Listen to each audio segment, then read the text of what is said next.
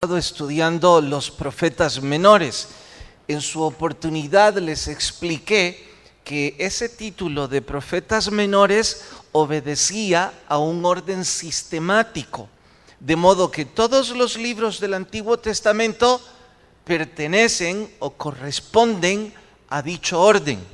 De igual manera, los del Nuevo Testamento también tienen un orden sistemático. Y como lo anuncié el domingo, vamos a dejar por un rato los profetas menores para ir a uno de los libros o cartas del Nuevo Testamento. Es importante enmarcar el libro que estamos estudiando en ese orden sistemático. ¿Por qué es importante? Por varias razones, pero voy a citar una muy a la mano. Si se trata de profetas, pues sabemos que el libro contiene profecía. Entonces vamos a estudiar el libro en honor a ese contexto. Voy a sugerirles un recurso mnemotécnico para que ustedes con facilidad tengan siempre en mente la división sistemática del Nuevo Testamento. Cuando estuvimos en el Antiguo, en sus inicios, les dije la mano izquierda, ahora se trata de la mano derecha. Así es que cuando usted piense cómo está ordenada la Biblia en cuanto al orden sistemático, piense en los dedos de sus manos y corresponde, así estaba bien, hijo, corresponde a 10 divisiones, 5 del Antiguo y 5 del Nuevo, de esta manera. Si vamos a poner los del Antiguo, esto es una mano, créanlo, son 39 libros. Y ahora los de la mano izquierda, que son otros 5, qué fea esta mano, pero que parece un girasol, me dicen. Bueno, ustedes imaginen una mano. Y son 27 libros. Y esto es fácil recordarlo, que son 66. Este número es fácil recordarlo. Y también pienso que va a ser fácil recordar 39. Así es que por resta obtienen cuántos libros tiene el Nuevo Testamento. Nuestro estudio de hoy, o el libro que vamos a comenzar a estudiar hoy, está enmarcado acá, en el Nuevo Testamento. Entonces debemos conocer ese orden sistemático y corresponde a 1, 2, 3, 4, 5, así. En el primero vamos a encontrar los evangelios. En el segundo vamos a encontrar históricos. En la tercera división vamos a encontrar epístolas paulinas, ya les explico detalladamente. En la cuarta vamos a encontrar epístolas universales y finalmente en el Nuevo Testamento hay un solo libro profético, que ya saben cuál es, ¿no? Apocalipsis. De acuerdo. De aquí que ya tenemos entonces, sabemos que hay 5 divisiones en el Nuevo Testamento, pero no va a ser fácil recordar esas divisiones porque no es parte de nuestra jerga. ¿Qué les sugiero? Construir una especie de acróstico en su mente y utilizar únicamente las primeras letras de cada división. Sería nada más E, H, E y P. Si ustedes notan, son entonces nada más 3 letras: la E, la H, E y P. Ahora, rápidamente les explico en qué consiste cada división. Los evangelios narran la vida de Jesús. El histórico narra la historia de la fundación de la iglesia. Es decir, narra la historia de los apóstoles. Luego, epístolas es lo mismo que llamar carta. Debía haberles dicho carta para que sea parte de nuestro vocabulario. pero lo cierto es que la Biblia ocupa epístola y es mejor que usted se familiarice con el término. Epístola es igual a carta. Se les llama Paulinas porque fueron escritas todas por Pablo. Luego, las universales, pronto les explico por qué se llaman así, porque la carta que hoy vamos a comenzar a estudiar está dentro de las universales. Y finalmente, el libro profético, que habla sobre, a ver, por favor, gracias, y les ruego no hablar a la par mía porque yo me pierdo. Les decía, y el libro profético. Bien, ahora, ¿cómo voy a hacer para memorizar esto con facilidad? Solo me aprendo las primeras letras, E, H, E y P. Y puedo usar la mano derecha o la izquierda, la que prefieran. Dije la izquierda porque en la derecha teníamos los del Antiguo. Ahora en la izquierda tenemos los del Nuevo Testamento. Después les voy a explicar cuántos libros hay en cada división. Pero ahora quiero asegurarme de que ya nos aprendimos la división sistemática. Apréndanselo de esta manera. Sí. Perdón. Apréndanselo de esta manera. ¿Cuántos libros? En este orden se les va a facilitar. ¿Cuántos libros tiene la Biblia? El número es fácil recordar. ¿Cuántos libros el Nuevo Testamento? Que es nuestro asunto en cuestión. No hablemos del Antiguo. Luego, ¿cuántas divisiones hay en el Nuevo Testamento? Los dedos de la mano izquierda o derecha. Hay 5. ¿Cuáles son las letras con las que arrancan la división? E, H, E y P. Ya está. Ya se puede en toda la división del Nuevo Testamento. Se los voy a demostrar, hermano Mendelssohn. ¿Cuántos libros tiene la Biblia? 66. ¿Cuántos tiene el Nuevo Testamento? No, eso es el Antiguo. Hecho. ¿Cuántas divisiones tiene el Nuevo? Su mano. Ahora, las letras con las que arranca. No. Las letras con las que arranca. No. No vea la pizarra. No se haga trampa usted solito. Son 3 letras en efecto. Arranca con la E. E, H, P. Ahora diga los nombres de cada letra. Empieza con la E, la primera división. Fácil. ¿Y cuál es el libro histórico del Nuevo Testamento? Viaja en su mente. En el Nuevo Testamento, ¿cuál narra la historia de los apóstoles? Exacto. Luego va otra E. Exacto. Luego otra E. Exacto. ¿Y el último libro de la Biblia? Ya se aprendió la división sistemática. Y estaba medio dormido y se las aprendió. ¡Rápido! Entonces, yo les dije que con este método, esto es tan pero tan fácil memorizarlo, que aún medio dormidos lo memorizamos. Claro, necesitan repasarlo. Aquellos de ustedes que siempre atinadamente traen en qué escribir, es mucho más fácil. Ahora, también pueden memorizar cuántos tiene cada uno. Es 4. Hay 4 evangelios, hay un libro histórico y un libro profético. Y eso es fácil recordarlo, porque podemos decir, con los evangelios no tenemos problemas, siempre son 4. Y aún los que nunca han leído la Biblia saben de San Mateo, San Marcos, Lucas y Juan.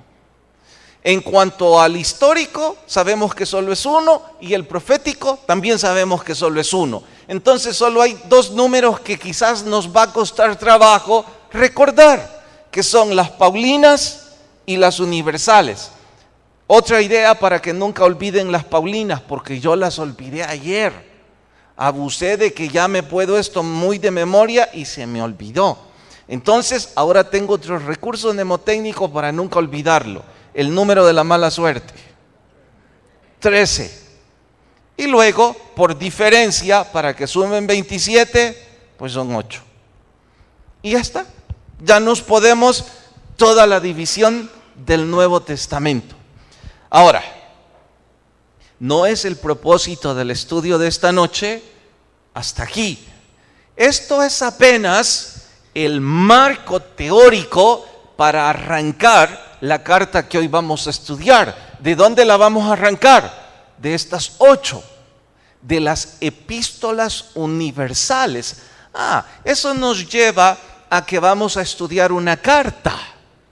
Eso también nos dice que es universal, pero ¿por qué se llama universal? La palabra universal viene del griego católico. El vocablo católico significa, traducido al español, universal. Entonces dice que no tiene un destinatario geográfico específico, sino más bien de amplio destinatario. Mire la diferencia. Si no todas, casi todas las Paulinas tienen un destinatario geográfico específico. Hablemos de la carta a los Corintios. Es a la iglesia que está en Corinto.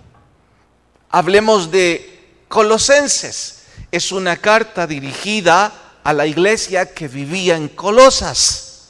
Así cada una de ellas tiene un destinatario geográfico específico. Dije no todas, porque en el caso de Tito y Filemón están dirigidos a una persona. Pero en el caso de las universales, no están escritas a un grupo geográfico específico, sino más amplio. Y por eso se les llama universales. Generales también es otro término que los historiadores suelen ocupar. Ahora, muy atentos a esto. Aun cuando no tengan un destinatario específico, o aun cuando hayan sido escritas para un tiempo específico, estas cartas, eso no significa que no tienen un mensaje contemporáneo. Por supuesto que sí. Y ese es nuestro trabajo, esa es nuestra emoción cuando estudiamos esto. Rasgar de la Escritura el mensaje que Dios tiene para cada uno de nosotros. La carta que hoy vamos a comenzar a estudiar es pequeña en cuanto a volumen, pero no se equivoquen, no por eso deja de ser rica en cuanto a connotaciones e implicaciones espirituales. Sin exagerar, descubrirán que vamos a encontrar un tesoro de lecciones para nuestro diario vivir. Por esto y más, nuestro título de hoy es Cuando la presión aumenta. Todo esto en la carta escrita por Santiago. Vayan hasta la carta de Santiago, capítulo 1, y cuando encuentren la cita, por favor, se ponen de pie. Pero solo si la encuentran, si no, quédense sentados para saber que les debo esperar. Epístola universal de Santiago. Notarán que en sus Biblias está en negrilla Epístola universal, haciendo eco precisamente a que es una de las cartas generales. Yo les espero, está en el Nuevo Testamento y es más fácil si lo buscan en el índice.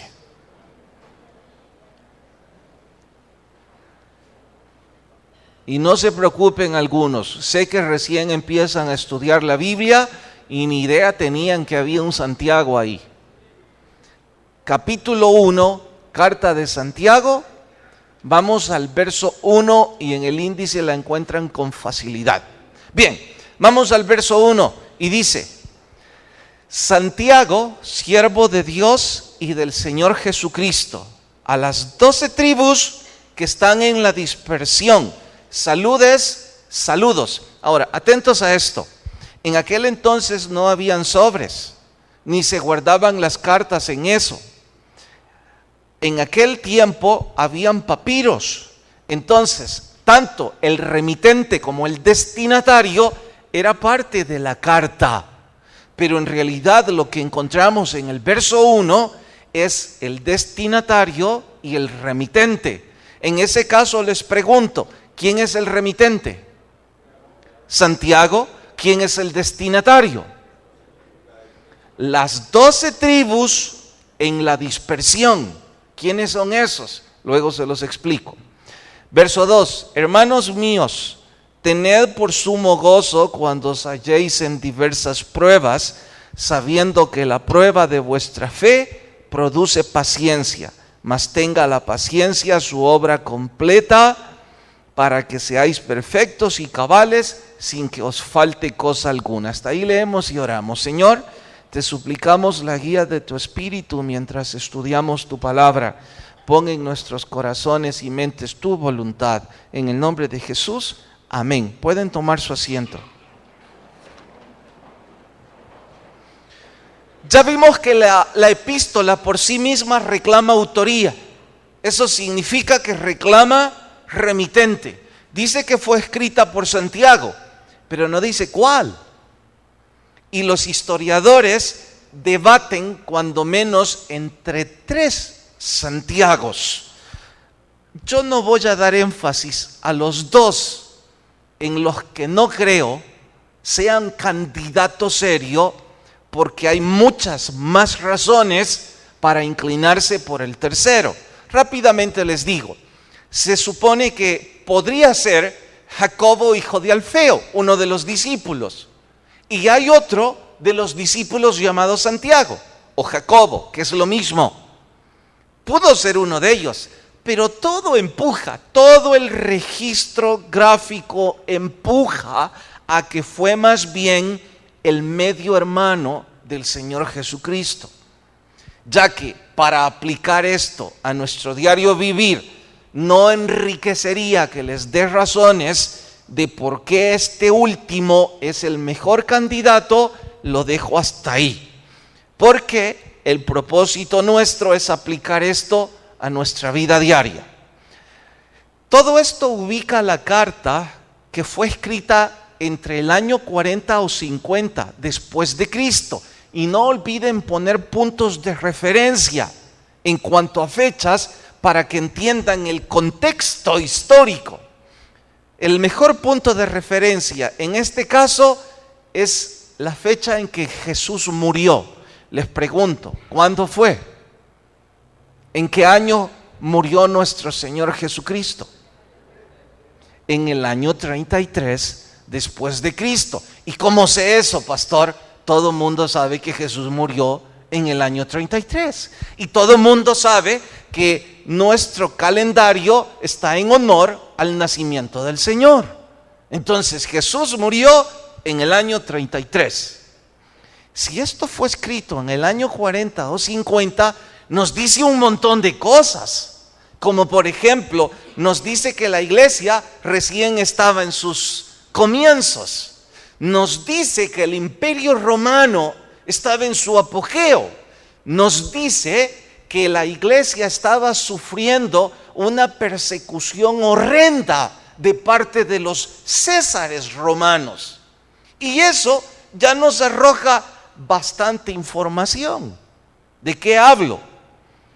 Dice Santiago que está escribiendo la carta a las 12 tribus, a los judíos que se habían convertido en Jerusalén, pero que habían huido a todo el imperio. Por eso dice a las tribus que están en la dispersión por todo el imperio conocido para ese entonces, que era buena parte de Asia, buena parte de Europa y buena parte de África. Dice, a todos ustedes está dirigida esta carta. Entonces, la carta, el papiro, era una especie de circular dirigido a todas estas personas. Estas son algunas razones que empujan a creer que es Santiago, el medio hermano de Jesús, quien la escribió. Mire, la historia registra bien claro que el medio hermano del Señor, después de convertirse, también llegó a ser el líder, el pastor de la iglesia local en Jerusalén. Los que están huyendo se convirtieron en Jerusalén. Alguna vez este fue su pastor. Ahora ellos están en la dispersión. Entonces está escribiéndoles una circular Y su deseo es que llegue a todos los confines donde ellos han huido. Mientras huían, despertaron un sentimiento de egoísmo, que era más bien un mecanismo de defensa. Y por favor, que no suene a una acusación, entiéndalo de esta forma. Ellos habían sido separados de sus familias por la causa de Cristo. Ellos habían perdido sus empleos, los negocios estaban siendo boicoteados, ellos estaban en una crisis. El simple hecho de ser arrancados de su tierra natal, ser exiliados, ya era una crisis severa. En medio de esa crisis y de esa persecución, ellos sentían delirios de persecución. Y que no eran lejanos, eran ciertos. Y como un mecanismo de defensa, despertaron un sentimiento de egoísmo. Tenían miedo de todo mundo, se autoprotegían, no entre ellos, a sí mismos, tanto que llegaron a tener serios problemas entre ellos mismos como iglesia. En medio de esa crisis, el Espíritu Santo unge a Santiago para escribir esta carta, cuando menos con 3 propósitos. El primero de ellos, para animarlos. Están sufriendo. Y ya que alguna vez este fue muy cercano a ellos, su amigo, su pastor local, ¿quién mejor que él para intentar animarlos a través de esta carta? Segundo, corregir ese sentimiento de egoísmo que les estaba empujando a otras aberraciones, como por ejemplo, se habían vuelto tan severos en las acusaciones unos con otros, que la lengua se había convertido en un grave problema para ellos. Por otro lado, tenían problemas de interrelaciones. En fin, Santiago intenta corregir esos asuntos con esta carta. Y finalmente, algunos asuntos prácticos que Santiago intenta guiarles.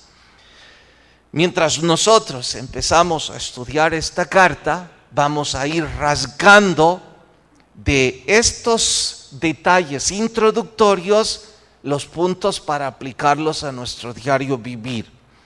Titulé al estudio introductorio "Cuando la presión aumenta". Les digo por qué lo titulé así. Piensen en un bidón de agua cristal, el mediano. No la garrafa grande, el mediano.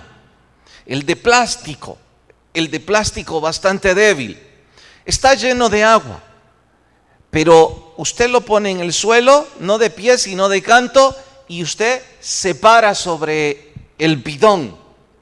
Ya que el plástico no es duro, el peso de su cuerpo empieza a meterle presión. Pero es suficiente el bidón como para que resista.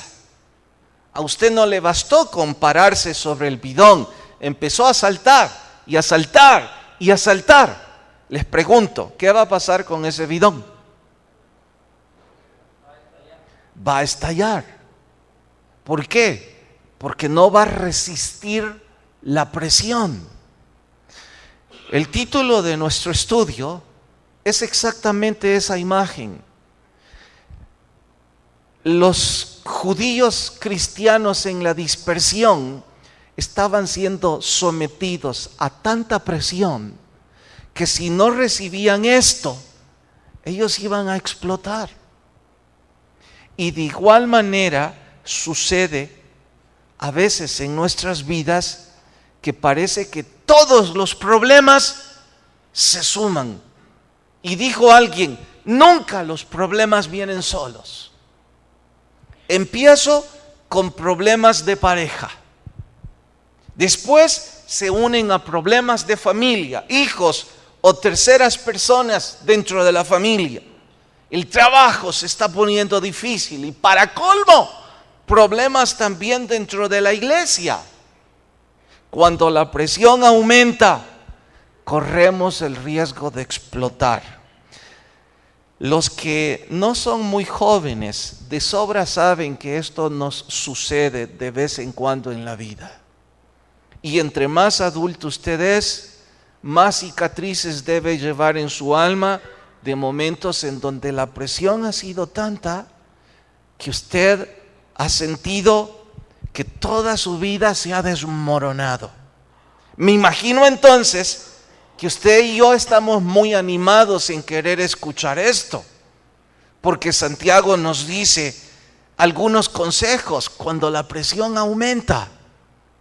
Los más jóvenes, me imagino que por sus edades, sus problemas son tan pocos que están pensando, bueno, no es mi caso, no es muy importante. Tengo que advertirle esto a los muy jóvenes.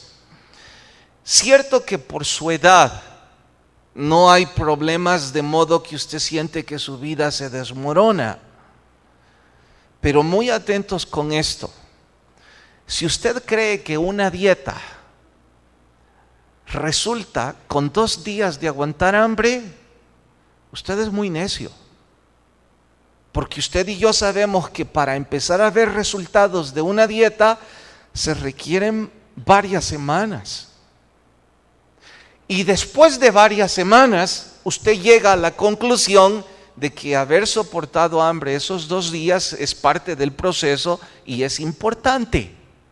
Entonces, es suma de detalles pequeños para obtener resultados significativos. Así es la vida. Si usted piensa que porque hoy no está necesitando esto, no lo va a necesitar nunca, usted es tan necio como el que cree que por aguantar hambre 2 días va a bajar 5 libras. Y desde luego que yo no estoy augurándole que dentro de poco su vida empiece a estar bajo presión, pero va a suceder. Yo no conozco ningún adulto que pueda decir que su vida toda ha estado llena de momentos altos.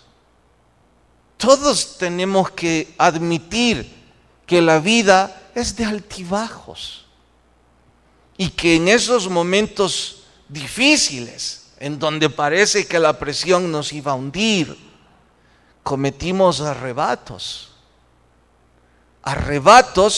que nos han costado muy caro. Pero muy caro. Estoy hablando que algunos sintieron más presión de la que podían creer soportar en el trabajo y renunciaron. Ahora están pagando muy caro el haber tomado esa decisión arrebatada. Otros se casaron muy jóvenes. Otros cometieron errores financieros. Creyeron que si no movían esta pieza, iban a perder el negocio de sus vidas. Hipotecaron la casa, que es el patrimonio de sus vidas, y ahora están a punto de perderlo todo. Y fue un momento en donde estuvieron bajo presión. Es importante que conozcamos esto para que cuando esos desafíos a los que la vida nos lleva nos lleguen, sepamos espiritualmente cómo enfrentarlos. Bien, sé que los más adultos no quieren seguir oyendo que vamos a pasar, porque ya algunos lo están pasando. Están deseosos que yo diga, vamos en materia los consejos para soportar la presión. Y en efecto, corramos hacia ello. El primero de los consejos que Santiago da, versículo 2, dice, capítulo 1, verso 2. Hermanos míos, tened por sumo gozo cuando os halléis, ¿en qué? Mire, atentos a esto. Dice Santiago, hermanos míos, cuando su pareja le sea infiel, siéntase lleno de gozo, disfrute.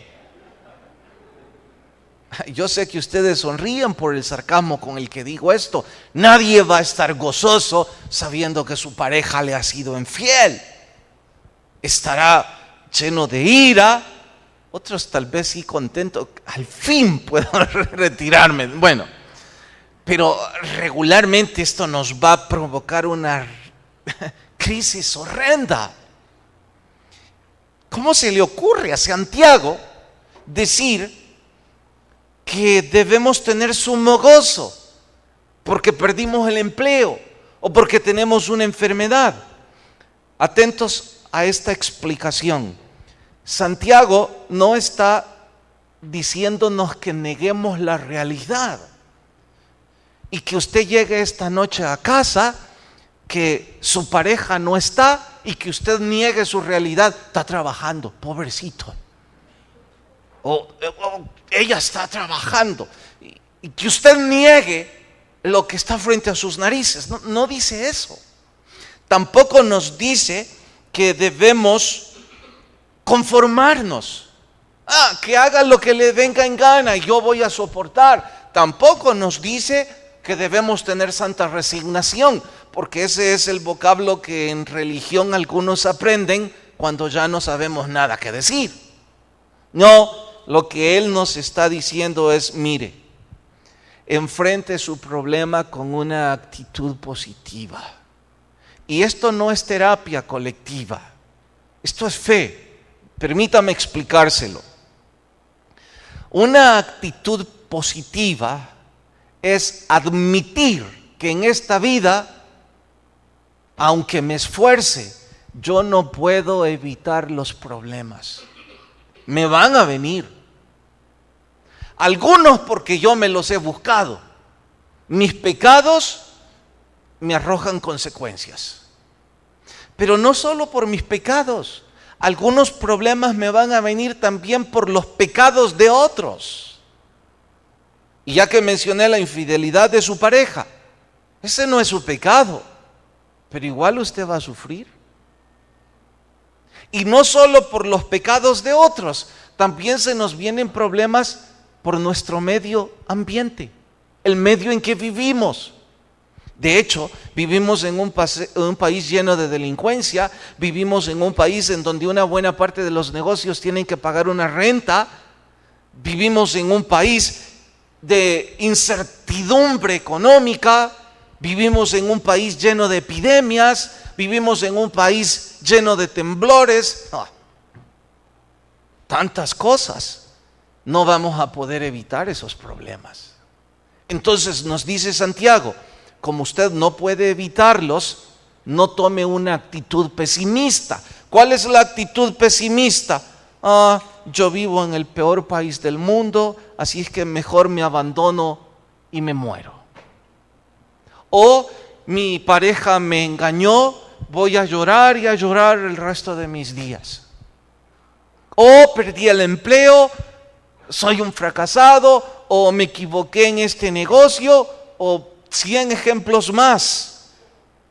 Eso es tener una actitud pesimista. Lo que Santiago dice es tenga una actitud positiva. ¿Cuál es la actitud positiva? Póngase los guantes y empiece a pelear. Claro, que no ponga su confianza en su fuerza o en sus habilidades, sino en su confianza en Cristo Jesús. Póngase los guantes y mañana salga a buscar empleo, salga a empezar otro negocio, empiece a resolver el problema marital. Y cuando dije póngase los guantes, no es que esa noche se vayan a dar de golpes. Dije en forma retórica, enfrente los problemas con una actitud de que no porque se le vinieron encima, usted es un fracasado. Simple y sencillamente, todos en la vida nos tenemos que enfrentar a problemas, tarde o temprano. Y cuando nos vienen, hay que ponernos los guantes y hay que ir a luchar. Número 1. Número 2. Vean el verso 5. Capítulo 1, versículo 5. ¿Listos? Y si alguno de vosotros tiene falta de sabiduría, pídala a Dios, el cual da abundantemente y sin reproche, y le será dada. Algunos dirán: predicador, eso es lo que yo quisiera, tener fuerzas para ponerme los guantes y luchar ante esta circunstancia. Claro que es mi deseo, pero siento que me faltan fuerzas. ¿Sabe? Entre otras razones, nos faltan fuerzas porque no hemos agregado al problema una perspectiva divina, que es lo mismo pedir a Dios sabiduría. ¿Qué es perspectiva divina? Perspectiva es un término que se ocupa en arquitectura y se refiere al punto de vista desde donde usted aprecia un objeto en 2, en 3 o más dimensiones. Dependiendo donde usted está, así tendrá un criterio distinto del mismo objeto.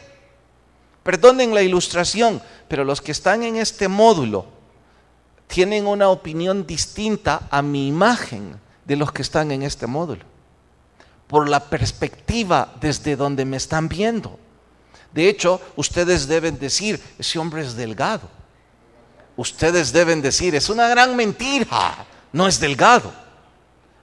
¿Por qué? Simple. Ellos ven mi perfil, ustedes me ven de frente. ¿Saben que anoche vino un hermano a saludarme y me dijo: vengo a presentarle a mi hermana, viene desde Canadá, y también vine a asegurarme que ella se dé cuenta que usted no está usando arito? Yo pregunté: ¿usando arito? Sí, es que desde allá atrás parecía que usted tenía un arito, me dijo. No, hasta ahí no llegaré nunca, le dije. No tengo ningún arito. Entonces, la perspectiva, el ángulo desde donde esa persona estaba, tenía esa opinión. Algo debió pasar, algo debió brillar, o qué sé yo, que parecía arito. De ahí que estoy diciendo que las cosas dependen en mucho con la perspectiva con la que nosotros las vemos. ¿Qué estoy diciendo ahora en esto de pida a Dios? Estoy diciendo que debemos enfrentarnos a las pruebas pensando en que Dios tiene un propósito para ese problema en nuestras vidas y que algo nos va a enseñar. Y que si no nos enfrentábamos a eso, no íbamos a madurar, no íbamos a crecer. Y claro que es difícil, pero lo necesitábamos. Lo necesitábamos de la misma manera que un soldado que nunca ha ido a la guerra no puede compararse con un soldado que es veterano de guerra. Y si hay aquí militares que nunca han ido a la guerra, por favor entiendan, yo no le estoy restando mérito a su valentía ni a su habilidad, pero usted va a compartir conmigo. Usted es muy bueno en el polígono de tiro y pega al blanco. Es muy ágil, tiene buena condición física y en las horas clase usted va muy bien. Y eso lo pinta como un buen soldado. Pero usted no va a saber qué tan buen soldado es hasta que no esté en el frente de batalla y las balas estén peinando su cabello. Entonces va a saber si usted tiene el valor y el coraje. Entonces va a saber si usted tiene la puntería de la que siempre se jactó.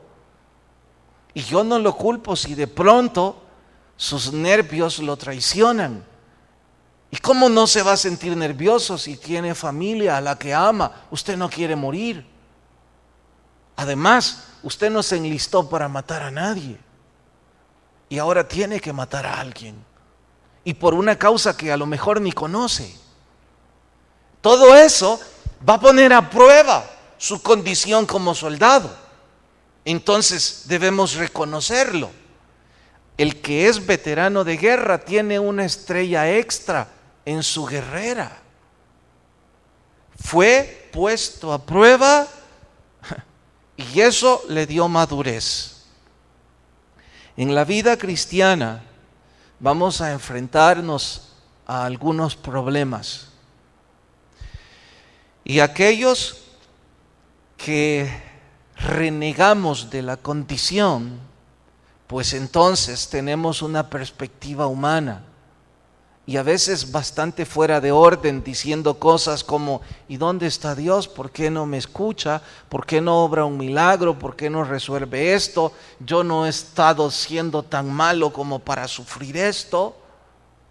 Pero cuando usted piensa con la sabiduría espiritual o perspectiva divina, entonces usted concluye: ya tengo los guantes puestos. Si no peleo con alguien que sea más grande que yo y con mayor peso, jamás voy a aprender a boxear. Dios me está haciendo pasar por esto porque yo debo madurar. Debo aprender algo. Y yo no sé, en cada caso es distinto. Como dijo esa mujer que estaba sufriendo la infidelidad de su esposo: pastor, ¿sabe qué estoy aprendiendo? Dijo. Yo pregunté: ¿qué? Estoy aprendiendo que yo no debo depender de ningún hombre, sino de mi Dios. Bueno, ella insistió y dijo: durante muchos años ese hombre era mi Dios. Ahora me doy cuenta que mi fe era bastante baja, porque mi fe debe estar puesta en mi Señor, no en una relación humana. ¿Ah? Eso era para ella. Yo no digo que si alguien está sufriendo infidelidad ahora, ese es el propósito en su vida. Yo no sé de qué se trata. Tengo que luchar con mis propios problemas para saber el propósito y la lección que debo aprender. Pero ahora sé que tengo los guantes puestos con una perspectiva divina. Finalmente, vean el verso 4. Mejor desde el 3. Sabiendo que la prueba de vuestra fe produce ¿qué? Aquí hay algo que Santiago dice vamos a aprender en medio de los problemas. Se llama paciencia. Una virtud que se enmarca en madurez. Y una virtud que a muchos nos hace falta. Paciencia. Queremos todo para mañana. Y nos creemos tan buenos que creemos que podemos conseguir todo de forma casi instantánea. Y eso grita que somos unos bebés. Porque todos los que ya han madurado saben que se requiere paciencia. Y la paciencia es una virtud que nadie la regala. Hay que comprarla. Y siempre se compra en medio de los problemas, cuando estamos desesperados diciendo: basta ya, no quiero más esto, quiero la solución inmediata. Exacto, no aprendimos paciencia. Y por no aprender paciencia, cometemos horrendos, pero garrafales, terribles errores. Por falta de paciencia, hicimos ese negocio que nos llevó a la bancarrota. Por falta de paciencia, nos metimos en un lío romántico que nos arruinó la mitad de la vida. Por falta de paciencia, hicimos cada error. Y claro, eso no se puede corregir en forma retroactiva. Tiene consecuencias, a veces para toda la vida. ¿Por qué? Porque no supimos esperar. ¿Y dónde es que se aprende a esperar? En medio de los problemas. Diciendo: Señor, ayúdeme, yo voy a esperar. Yo no voy a dar ese paso hasta que no vea su mano. Y entre tanto voy a soportar aquí la presión, pero cobijado bajo su sombra. Algunos de nosotros que estamos enfrentándonos a presión ahora mismo, imagino estamos animados con estas tres cosas. Pero debo advertirles algo. Nada de esto va a suceder si nosotros no estamos orando a diario y leyendo la Biblia a diario. Esto no es una terapia psicológica en donde basta con, voy a poner en práctica esto de ver las cosas con una mejor perspectiva, ponerme los guantes con una actitud positiva y voy a esperar. Se acabó. No, nada de esto funciona sin la gracia y la misericordia de Dios. Y eso no opera si usted no tiene una relación íntima con Dios. Mire el versículo 5 y 6 de nuevo. Si alguno de vosotros tiene falta de sabiduría, pídala a Dios. Habla de oración. Da a todos abundantemente y sin reproche, le será dada, pero pida con fe. La fe no viene si usted no está leyendo la Biblia, no dudando nada, porque el que es semejante a la onda del mar, que es arrastrada por el viento. Esto no sucede sin oración y sin lectura bíblica. Usted y yo no vamos a aprender nada si no estamos cerca de Dios. Y para estar cerca de Dios no basta con haber venido a escuchar un estudio. Estar cerca de Dios es una relación personal diaria en donde yo decido acercarme a mi Dios. Y eso es decisión de cada quien. Inclinan su rostro y oramos. Señor, gracias por tu palabra y lo que ésta pudo decirnos a cada uno. Te ruego tu Espíritu Santo nos haya ministrado y que si hay personas sin Jesús, toque sus corazones tan fuerte que él o ella puedan venir a ti.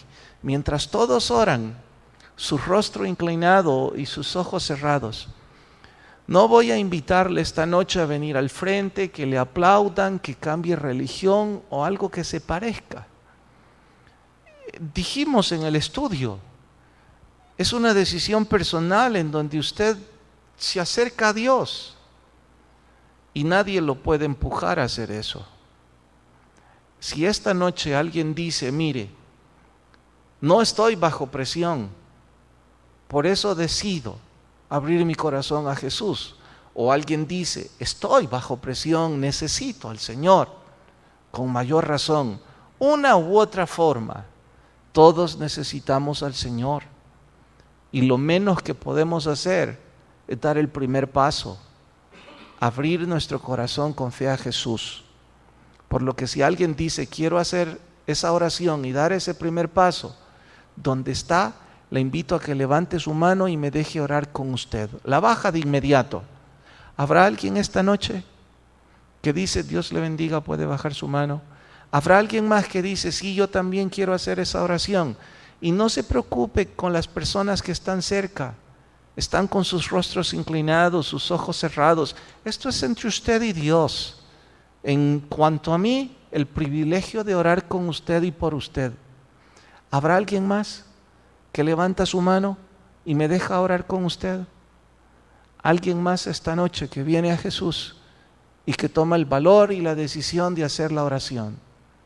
Señor, gracias. Rogamos que si alguien decidió no abrir su corazón, aun cuando desea hacer la oración, pongas en él una nueva oportunidad, pongas en ella otra oportunidad, y que no tome, Señor, nunca esto como un rechazo de nuestra parte, sino más bien como ese proceso para acercarnos a ti.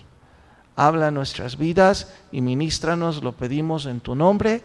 Amén y amén. Dios nos bendiga. Nos vemos fin de semana. Que la paz de Dios vaya con cada uno y Dios nos bendiga a todos.